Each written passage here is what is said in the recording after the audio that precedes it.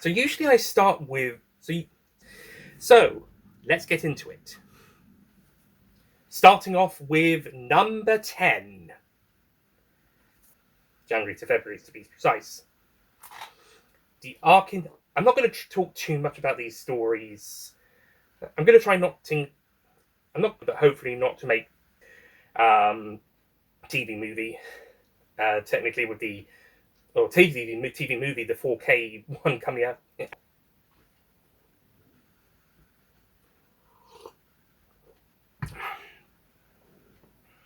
Not to mention something like Time Lord Victorious and the upcoming Circuit Breaker release, where they might include. And that's not including stuff like the 10 Christmas specials or Circuit Breaker and Time Lord Victorious's Blu-rays, where they'd include stories that have already been released. A couple of classic series box sets do that as well. I think it helps that we mostly focus on the main three episodes for this final project, for this final story, and yeah, they like. Although one of my, I think what would be my number 11 choice is also a Robert Holmes script. So, no, not number 11. Although what would be my number 15 is also a Robert Holmes script. So, that one's also is a close second. Actually, sorry, numbers 14 and 15 are both Robert Holmes. So close second and third. Looking at the rest, yeah, this is my favourite of Robert Holmes' script, but numbers are not what my other. Moving on to number 9. In my 2020, that was my big 2023 birthday video series, was the ranking every single season series, and I ranked it 17th. They're around a similar spot to where series 11 ended up, and the next couple ones down, but not in the top 20s. So yeah, series 10, absolutely. Well, nothing. And then the anniversary story. So it's not a start and done origin, and it's a really great start, and it is a really great, brilliant. This episode is also a much more heartbreak. Yeah, that's why this series.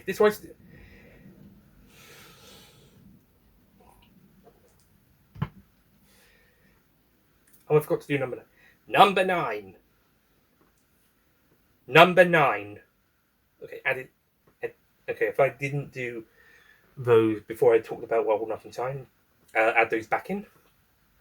Number 8. Well, my actual now UK TVW, now and or even back in 2013 when I first saw it, they would not be. They were not fly today, like the implied racism and a few moments of sexism, which is a massive shame. But aside from those elements, this is an apps, and also the villains will be, and also aside from the, but yeah, Tomb of the Cybermen, absolutely. Yeah. Tomb of the Cybermen is absolutely, but. What was it with Classic Who and struggling to have female characters besides maybe one or what is it with some of these classic? Not every story. Some of them actually tried to. All right, you got that. You got Stones of Blood.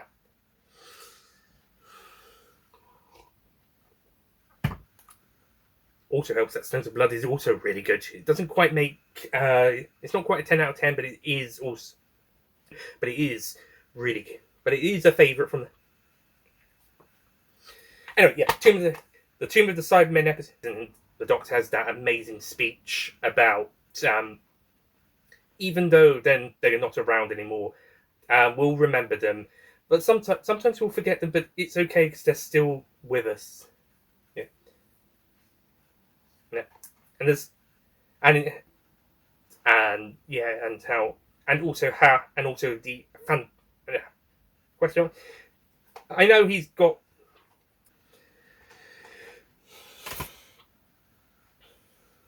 Number 7. Well, I can tell you that the Undertaken before the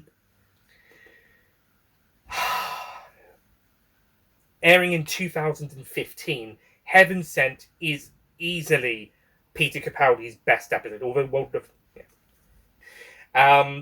don't go too far forward because then you'll hit series. Although don't go too far forward because then you hit the best. So yeah, okay. But Heaven Sent is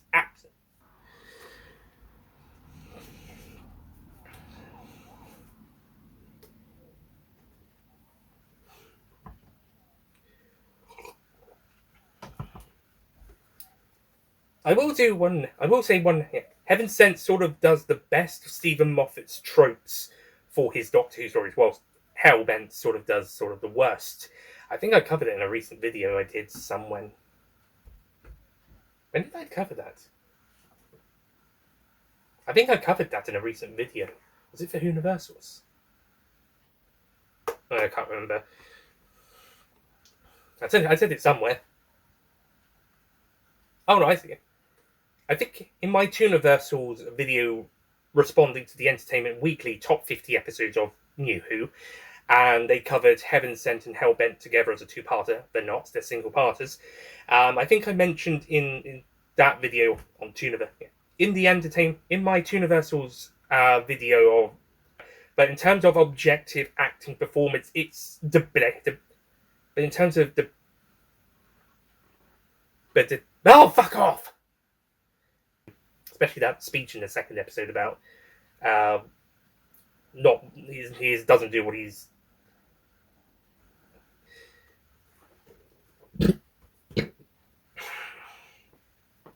Number 6.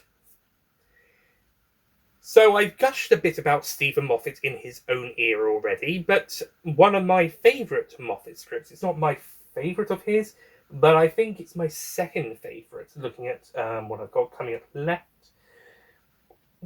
So I've been talking quite a bit about Stephen Moffat with some of these. Yeah. So I've been talking about Stephen, not RT2, no. Anyway, but yes, and my favourite Stephen Moffat script, aside from one of, and that is, oh, you could probably guess what this one is, or I just, like, not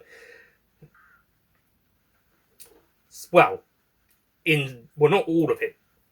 It's actually more of it's another Doctor Light. But this time, but whilst. Yeah. Sorry, I needed to get that.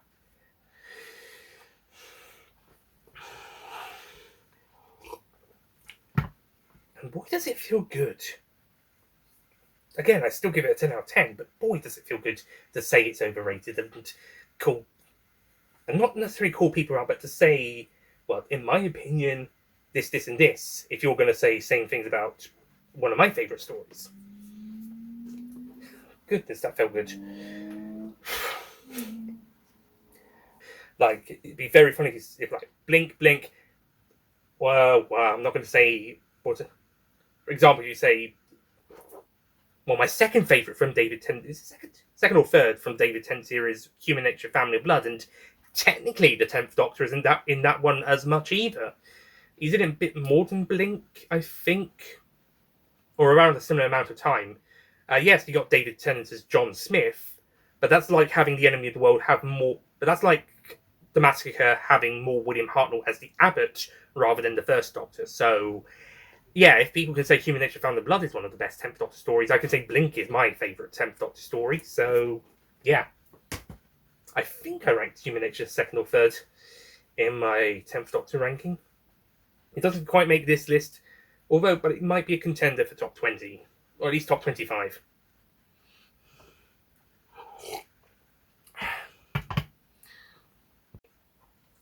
Number 5. Even have to be multi-parts.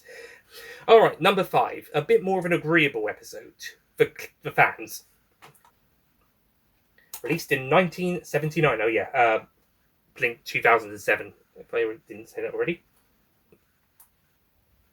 And I actually quite liked and saying Sharda doesn't count because it wasn't, and putting Sharda's design because it wasn't get broadcast.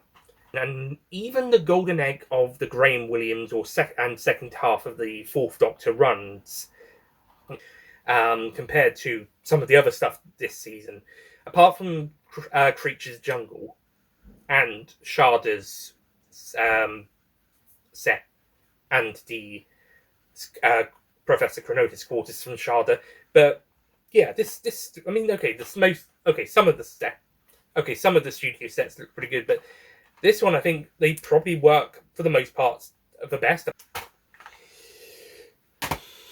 Number 4, another fantastic, and and David. But then again, like I say, today, William Hartnell is always, but there's Fifth Doctor's companions. You've got Sarah Jane coming back after her K9, so he doesn't get abandoned.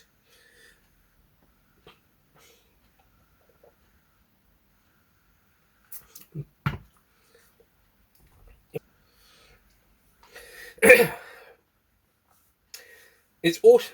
Oh, speaking of sign, I've got more stuff signed by them. Whilst I think maybe if you didn't try to, I think if you didn't what.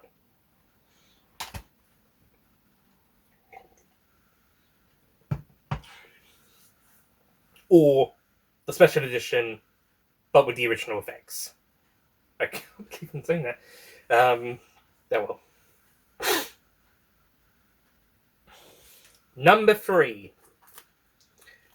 This story has been slowly but surely, but newer copies. Series 1 with better discs. Series 2, and both Series 1 and Series 2. So even if I got two new copies, unless we're counting anniversary stories for a still waiting on that. Although the other RTD2 finale, it's an absolutely amazing, and also the regeneration. This is also, aside from one other story, this is also one of the villains in the case of the 2 anniversary, and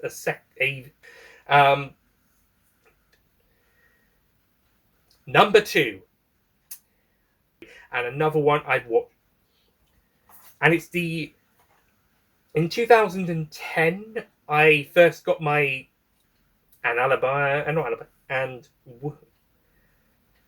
that's when I started getting into Classic Who. Was once I not just, and then slowly off, going from October 2011, and basically falling in love with it. And ever since I first watched this story on this DVD, and I loved it so much, and it's now ended up becoming my second favorite story of the whole show. Excuse me. This was such a really, despite maybe a few besides maybe a few kind of editing and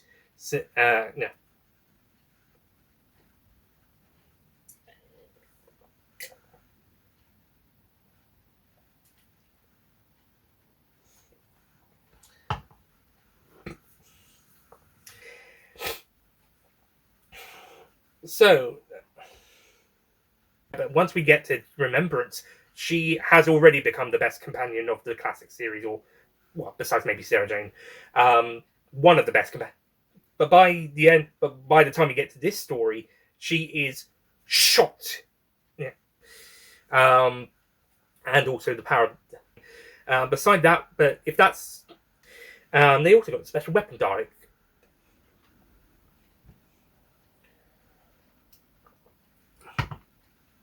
And they might have both faction, and it's the true best Dalek story, and the true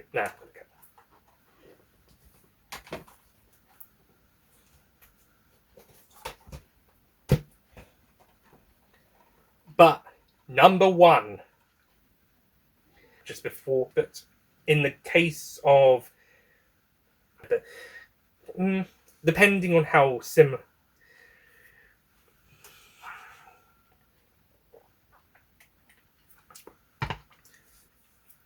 But yes, the Day of the Doctor. This is because of fandom, fangasm, and on Blu-ray it's also available. The standard, the individual release anyway.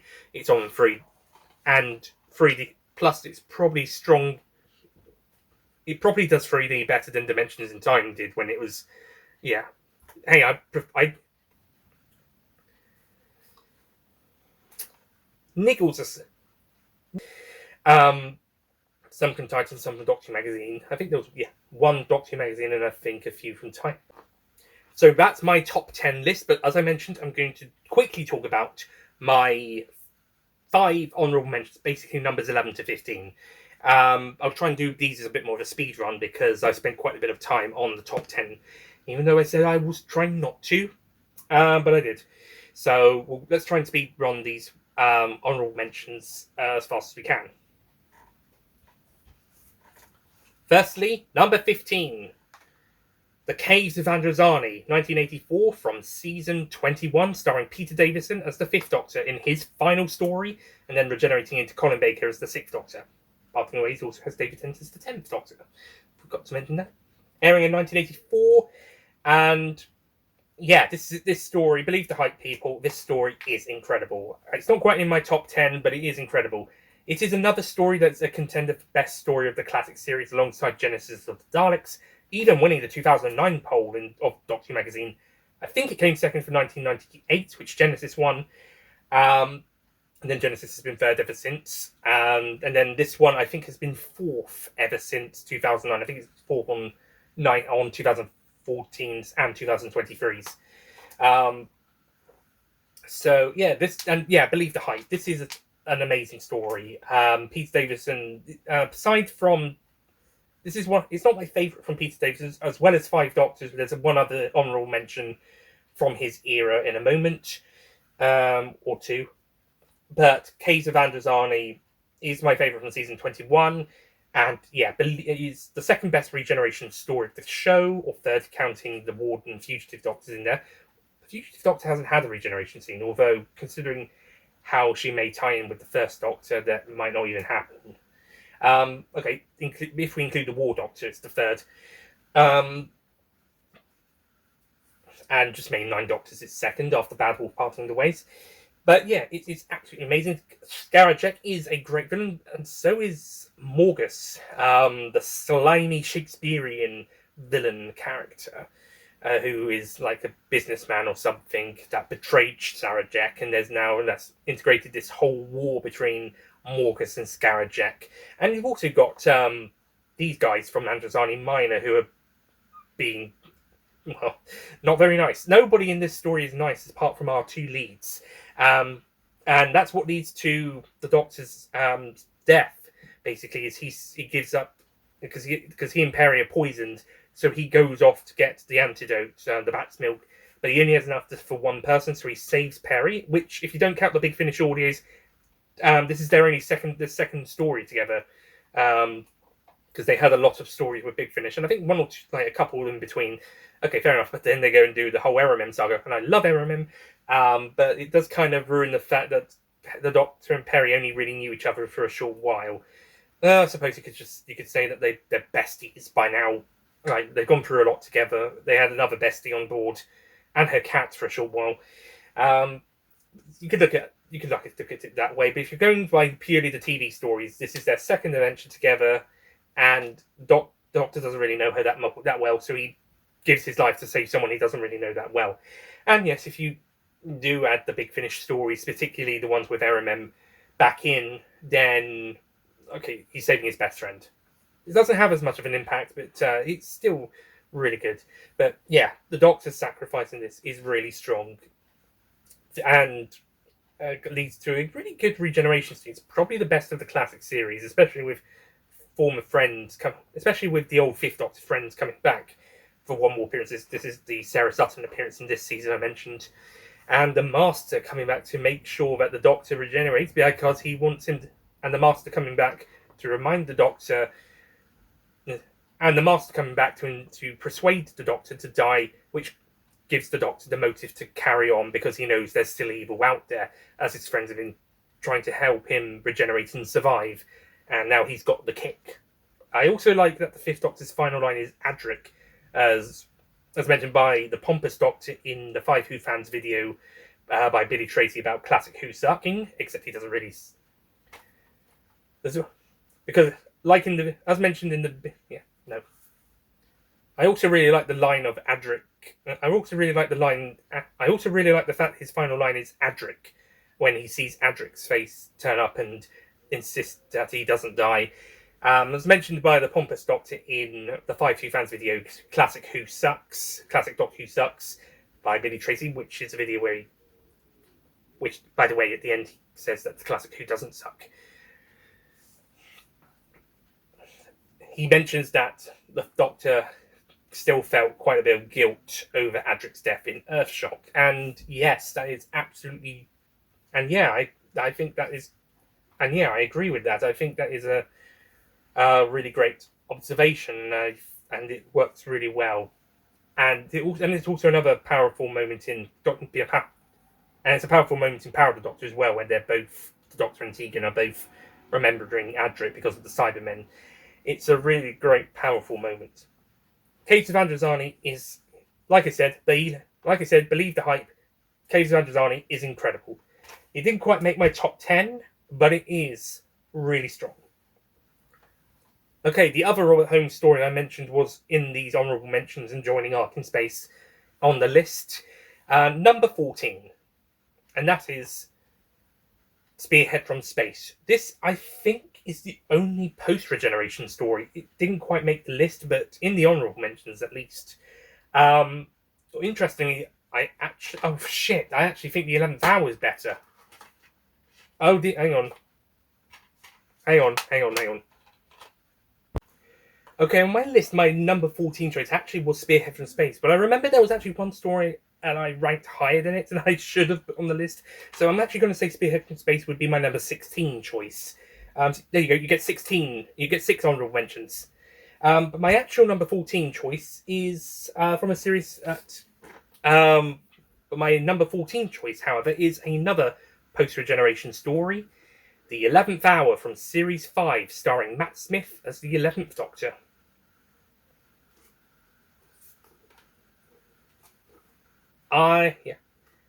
This story is... I'm going to talk about both these stories individually. You've got 16 and 14. The best two post-regeneration stories. So Spearhead from Space, it did take me a bit of time to like it. I thought it was good when I first saw it, but it took me a bit of a while to think it was amazing. And rank is one of my favourite stories. Also, got it signed by Daisy Ashbrook and Robin Squire, who I think was one of the unit people. No, I think it was an Auton, sorry. He's in this story. I got them signed at the Season 7 BFI screening of this story. But 11th Hour, that's my favourite post-regeneration story. And when I was about to say Spearhead from Space was my number 14, and I realised, actually, no, I like this one more. So I'm putting Spearhead 16, the case at 15, and then 11th Hour from Series 5 in 14th. 11th Hour is such a really great story. I think, these are both really great post-regeneration stories with a fantastic regeneration story in between.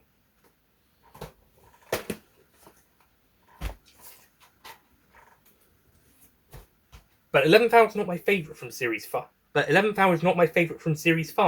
But before we get there, I've got my favourite 5th Doctor story, apart from 5 Doctors. Earthshock from Season 19. 1982, starring Peter Davison as the 5th Doctor. By the way, 11th Hour 2010. Spearhead from Space 1970, starring John Pertwee as the 3rd Doctor. And from Season 7. Earthshock. Fantastic story as well. Fantastic return for the Cybermen. Best story of Season 19, in my opinion. And a great exit for Adric. Spoiler alert. And my favourite, 3rd favourite Cyberman story. 2nd favourite from the classics. Not including 5 Doctors again. What is it with Cyberman stories on this list? I mean, I know I had quite a lot of Dalek stuff at the at the front, but there's a lot of Cyberman stuff at this end of the list. Well, actually, there's one Dalek in this side as well, actually, but we'll get to that. But yeah, absolutely incredible. My number 12 choice is another episode from Series 1 in 2005, starring Christopher Eccleston as the ninth Doctor. Starring Christopher Eccleston as the ninth Doctor, and that is, of course, I just mentioned it, the other Dalek story, Dalek. Okay, this episode, if Bad Wolf Parting the Ways was a showcase for Series 1, Dalek is an episode that basically is the showcase for the Daleks in the New Who, and it's probably also got Christopher Eccleston's best individual performance. He's got so many choices. So he's showing new sides of the Doctor that we haven't really seen before. It's incredible, and I suppose it also works as a good one for Rose as well. Really good story. It's such a great one, but it's mostly about the Dalek. The Dalek really, it blows any naysayers about the Daleks, because the Daleks were considered a bit of a joke at the time. After Dalek Mania died down, the Daleks started becoming a bit more of a pop culture joke, even though they still had a few fan favourite stories, but general public wise, bit of a joke. Dalek happens, that basically goes away for a while. Yeah, they kind of become a bit of a pop culture. They're still a pop culture icon, and still kind of, they're not taken entirely seriously these days.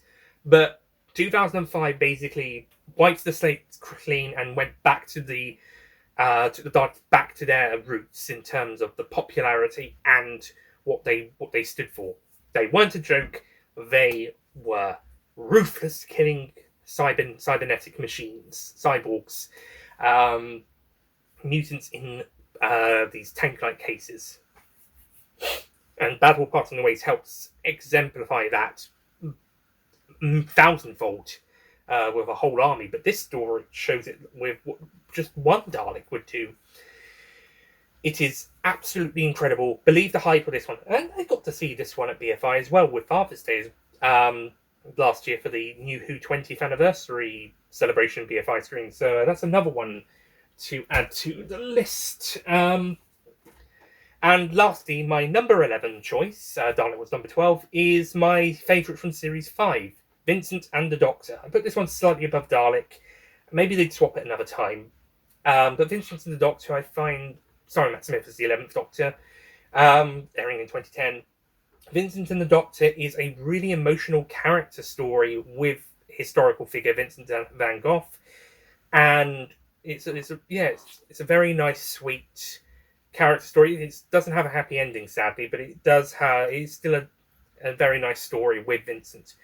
I say not very happy ending because of real life reasons surrounding Vincent van Gogh, but there is somewhat of a nice note to end the final scene on, with a bonus painting that he did. But there is a nice final bit regarding his final painting at the end of the episode, which is very sweet, despite knowing what happened.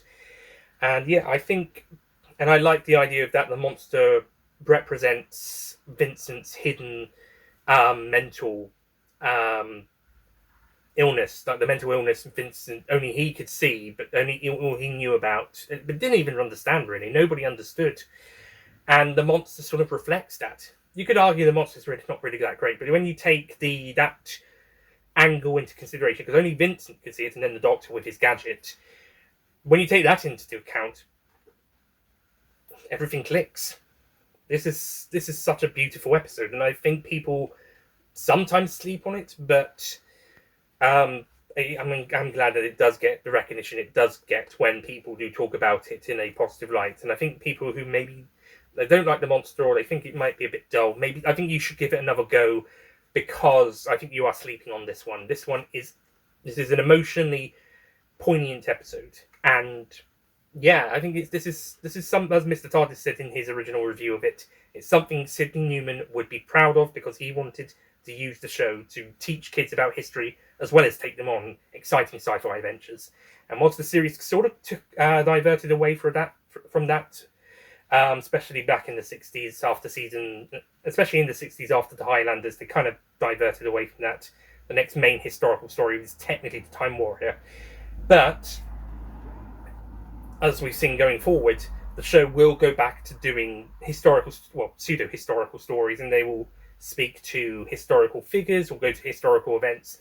And the new series is very strong at doing that. And I think this is one of the strongest historical set stories of the show. In fact, I think, aside from whatever...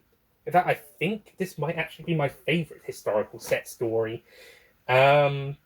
Yes, I think it is. Remember to the Dark takes place in 1963, which is not present day at time of it coming out, but it's not necessarily a historical. Takes place 25 years before that story came out. But if you want a historical, Vincent and the Doctor is the best one in my opinion. And for my dishonourable mention, I've got a blank case because it's not available on DVD or Blu-ray yet. The Space Pirates, from Season 6, starring Patrick Troughton as the second Doctor, released in 1969. I'm not going to go too much into detail about this. I think this story is really bad. The story could be okay. It's let down by a bit of a bland script. I think it being 6 parts now, I think it would have been better as 4, maybe even 5. Well, actually, maybe not even that, maybe 3. It's a bit of a bland script. The characters are not really that likable, or at the very least, not very that interesting. I think, with the exception of Madeline, and Milo Clancy, her father, is insufferable. The Doctor, Jamie, and Zoe don't turn up until nearly 15 minutes into episode 1, and then they don't really do anything until episode 3. They're basically just trapped in a room for an episode and a bit. And then they hang out with Milo Clancy. Oh, great, thank you. Thankfully, he's not in the first episode. And then the Space Corps police guys think he's in league with the Space Pirates, which, considering Milo Clancy is the most annoying character of the story. Oh, thank you for this plot development. And I don't even think Cavan is that great of a villain. He has a cool outfit design. He looks cool in the pictures, but he's not really that interesting. I don't even think the actor does. He does alright, I guess. He doesn't really elevate the script. He doesn't elevate the character. The last 3 episodes are a bit stronger than the first 3, I will give him that. And there is a really good scene where the Doctor, Jamie, and Zoe are sliding away to escape the pirates, and he accidentally lands on some pins, which Will Maddox animated a really good.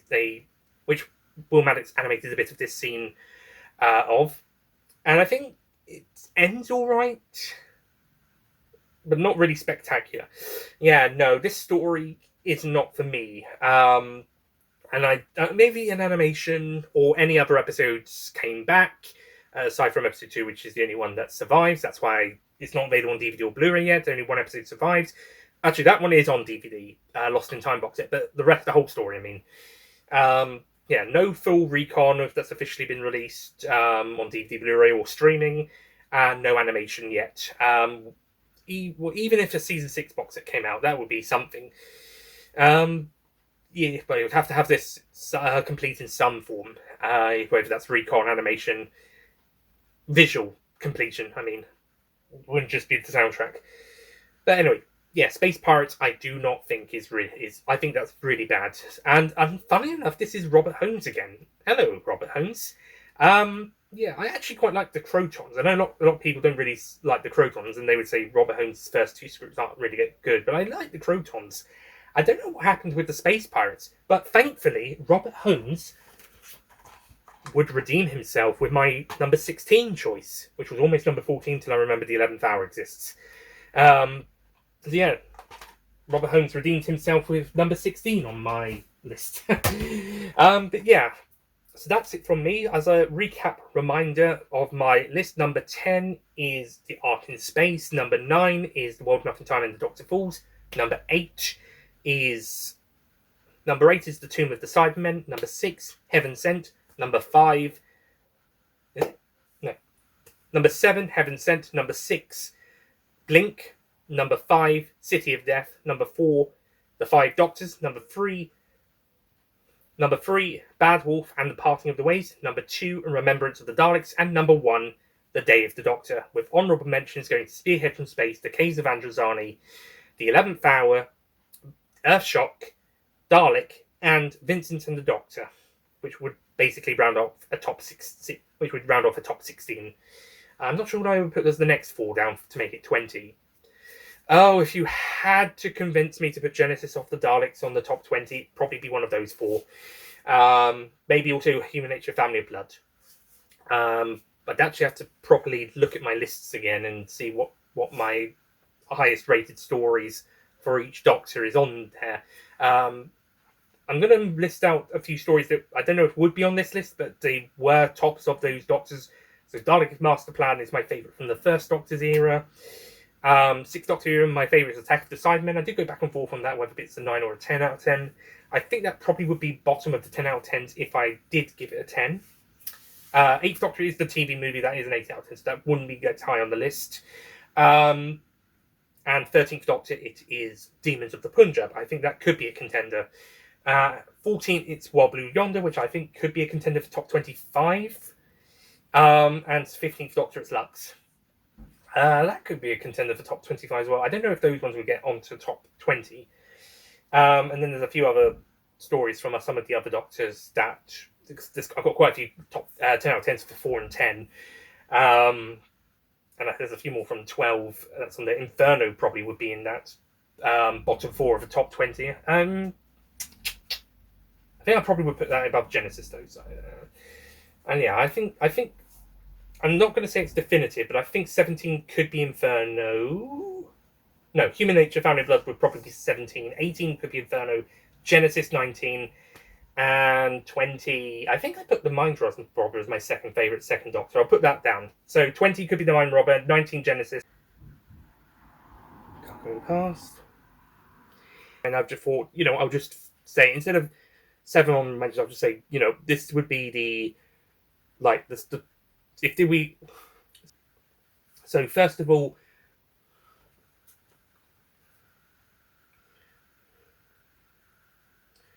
for the favourite Doc. Oh, fuck. I've got a really bad back today, all of a sudden. Then I'm hope. Actually, there are some that are this one and that other one are going to be.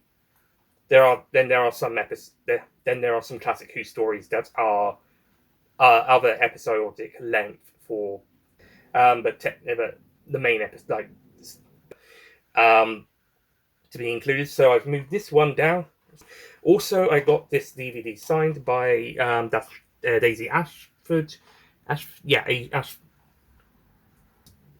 Spearhead from Space is my second favourite post-regeneration. The other one being my third. And it was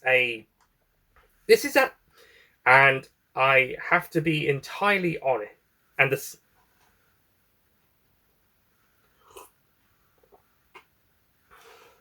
there's another Blu-ray. Interestingly, this is the only special edition to be released alongside a standard edition, or in the case of some of the animated story ones. Same with the Blu-rays in the case of the animated / Same with the Blu-rays Same with the Blu-rays for The Power of the Daleks, Underwater Menace, Web of Fear, and Shada special editions. And apart from Power, the steelbooks of those as well. Power got a steelbook for the original release. And the upcoming TV movie restoration will be Blu-ray and 4K steelbook.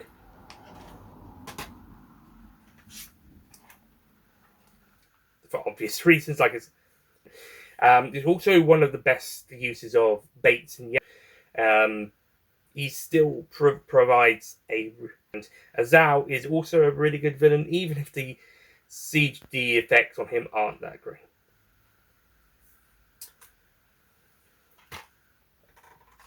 And this is the other.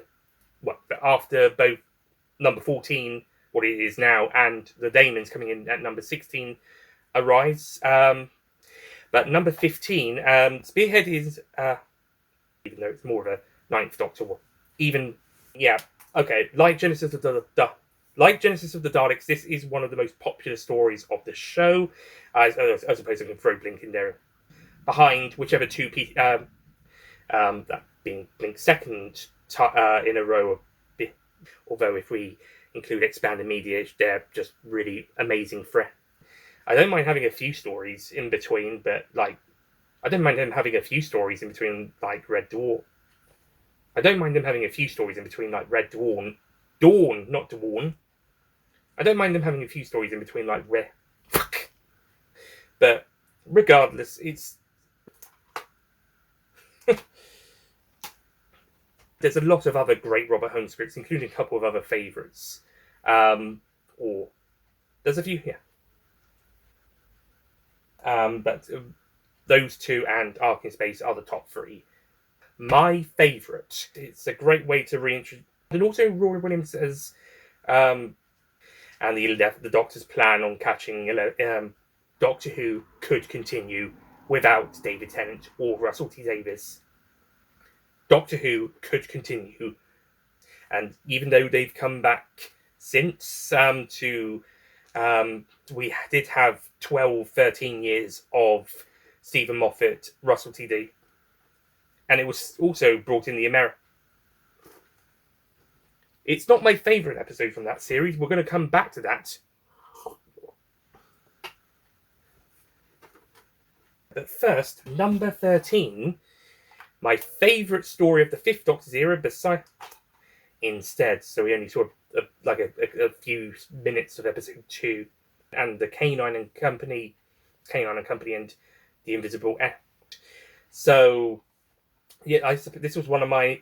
So this was 5th, 6th, 7th, or 8th DVD. So this was one of my earlier DVDs. So I was still able to watch the story fairly. The 80s Simon at their best. It's and not. And yeah, it's a really great, and it's what an excellent story. No pun. Bloomin' brilliant. Number 12, airing in 2007, airing in 2005. Robert Schumann adapts his audio jubilee into a new television. Robert Schumann takes his audio jubilee and brings it to screen. Robert Schumann uses the Christopher Eccleston. I mentioned earlier, Bad Wolf and the Parting of Ways, that maybe there was one ever.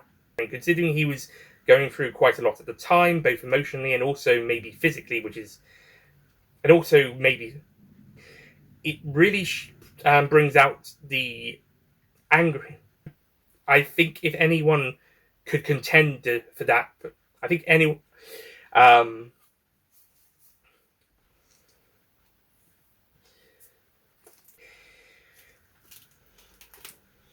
And finally, number 11, my last pick, Vincent, and it's my favourite story from Series 5, starring the 11th Doctor. So it makes sense that Vincent is the only person who can see the Doctor, because we know even if Vincent didn't really have the best of lives, he still somewhat ends on a slightly happy note. It's still some. So yeah, it's sad, but it ends on a happy note. It's sad, but it's a sad ending, but it ends on a happy, positive. And I think, it is to quote Mr. TARDIS, and I have to, and we have.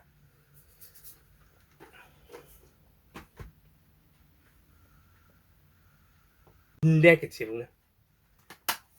And before I wrap, the War Doctor did get onto the list.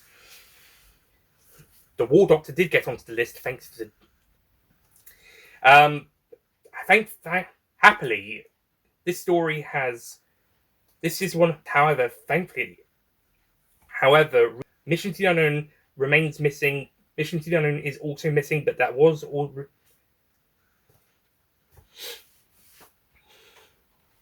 I don't know if it got raised.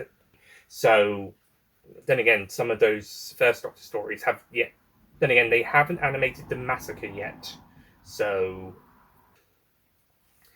I expect this is probably Midnight I can understand, but Forest of the Night. Well, Midnight I can understand, but Forest of the Dead. Interesting. And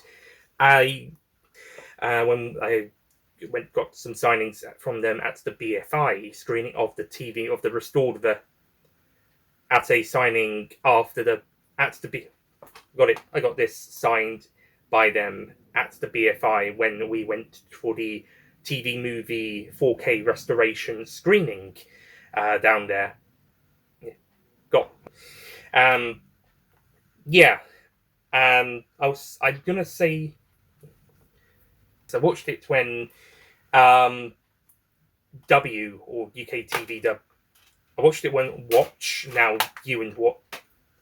I saw it and for the Thursday night I watched it and it was amazing. And that was the but so this means the TV yeah, it's really great.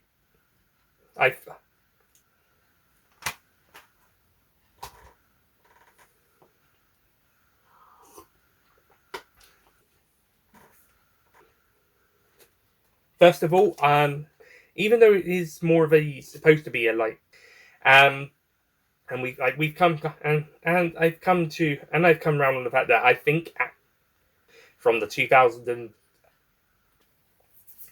I suppose that is probably the closest to the second proper appearance out of the remaining one.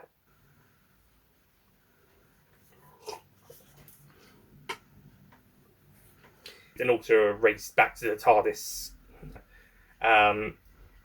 story. Yeah, so yeah, it's a really the scene with the fans made, but overall it was a. Well, I suppose technically, he is a character, but he doesn't really do much. But he doesn't really have much to do.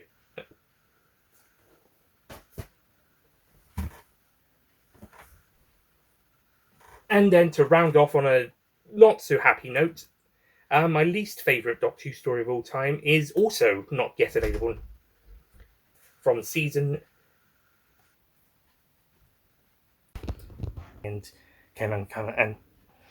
anyway, forgot to mention the. Actually, no, we'll do honourable mentions. So you're going to do honourable mentions first, then the main ranking, so it covers all 20, but the main list is the more important one. Yeah. Going to cover the main list first, and then we'll also throw on the honourable mentions and the favourite Doctors stories as well from season. And then honourable mentions for the main. Number 5, The Caves of Androzani, the regeneration story for the 5th Doctor from season 21. Number 14, the 11th Doctor's debut story, The 11th Hour from 2010. Number 13, Earthshock with the 5th Doctor from 1982, from Series 5. Number 13, Earthshock from season 19 with the 5th Doctor. Okay, so from season 21. Just to make sure that's in there. Darling. Hang on, I'll go back from that. From 19 from 2022 to 2022. And Series 15, Season 2, Bad Wolf Era, Season 41 overall story, Lux. And that's it, we're up to date. And that's the list, thank you so much. And that's the list. And that's the full list.